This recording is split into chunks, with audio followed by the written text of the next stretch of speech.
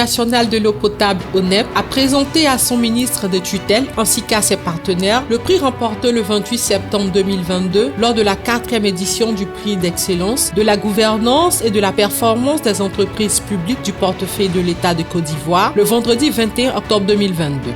Au nom du ministre de l'Hydraulique, de l'Assainissement et de la Salubrité, Bouaké Fofana, le directeur de cabinet adjoint du dit ministère, Simi Gildas, a encouragé l'ONEP avant de révéler que ce prix est un honneur pour le premier responsable de ce département qui témoigne de la franche collaboration entre le conseil d'administration et la direction générale.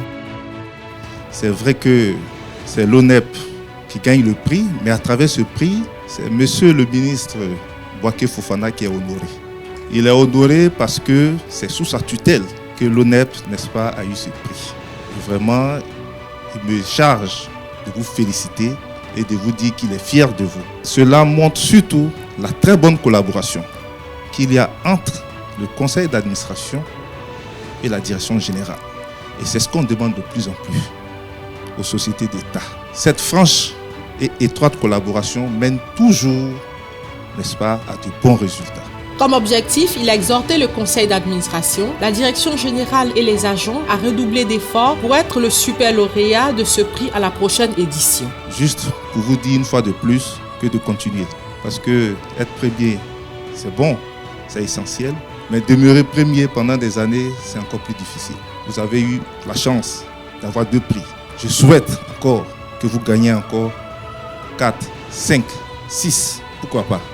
Exprimant toute sa fierté au président du conseil d'administration, Louis Kwaku Abonois, qui a su imprimer sa marque et son sens managérial à l'ONEP.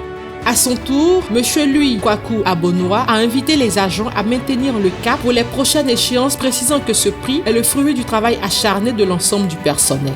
On a eu le premier prix, l'efficacité du conseil d'administration.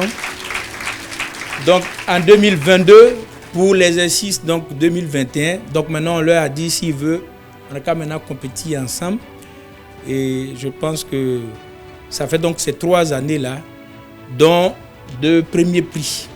Ça, c'est le fruit de l'ensemble du travail acharné de l'ensemble du personnel. Je vous invite à toujours maintenir le cap pour que l'ONEP se distingue. Pour sa part, Kwadio Delphin, représentant le directeur général de l'ONEP, Ibrahim Berté, a rendu hommage au président du conseil d'administration, à l'ensemble des administrateurs, avant de féliciter l'ensemble du personnel pour la qualité du travail abattu au quotidien. Qu'il me soit permis de rendre un hommage particulier au président du conseil d'administration de l'ONEP, ainsi qu'à l'ensemble des administrateurs pour la qualité du travail abattu. Félicitations, Monsieur le Président du conseil d'administration. Félicitations à l'ensemble des administrateurs, félicitations à l'ensemble du personnel de l'ONEP, félicitations chers partenaires, félicitations à toutes et à tous. Je vous remercie. Rappelons que c'est pour la 3e fois consécutive que l'Office se distingue sur le podium de l'excellence de la gouvernance et de la performance des entités publiques avec 2 premiers prix de l'efficacité du conseil d'administration en 2020 et 2022.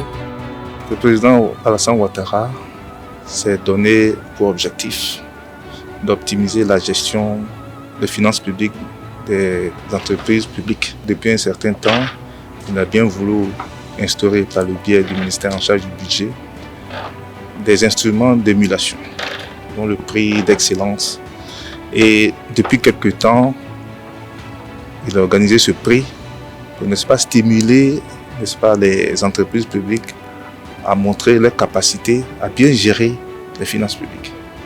Et fort heureusement, il y a des entreprises publiques qui sont inscrites résolument dans cette dynamique, dont l'ONEP. Ainsi, 2 fois de suite, l'ONEP a gagné ce prix. Lorsque nos mandats, n'est-ce pas, nous décernent ce type de prix, ça nous va droit au cœur et ça nous galvanise à mieux faire. Et ça témoigne de la collaboration intelligente instaurée entre le conseil d'administration et la direction générale avec donc l'ensemble du personnel à toujours viser plus haut pour que nous puissions traduire en actes donc la politique sectorielle de l'eau potable du ministre de l'Hydraulique, de l'Assainissement et de la Salubrité, mon aîné Bouaké Fofana.